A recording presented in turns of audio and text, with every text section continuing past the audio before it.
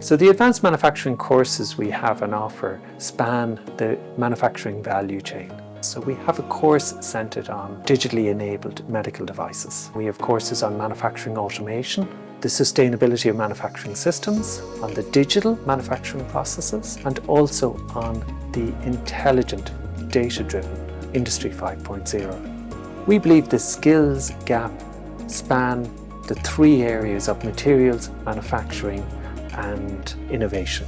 Regarding materials, we believe that we need to modify our process so that we can remove the embedded carbon.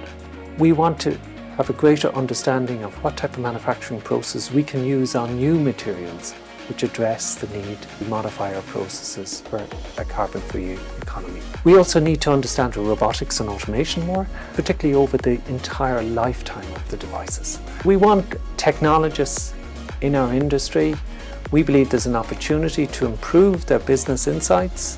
How do we frame new innovation projects in a business context so that they can make that innovative step within industry? By an employer supporting their employee in taking some of these courses, we believe that there'll be a really positive outcome. First of all, it'll help to keep the employee engaged within their organizations.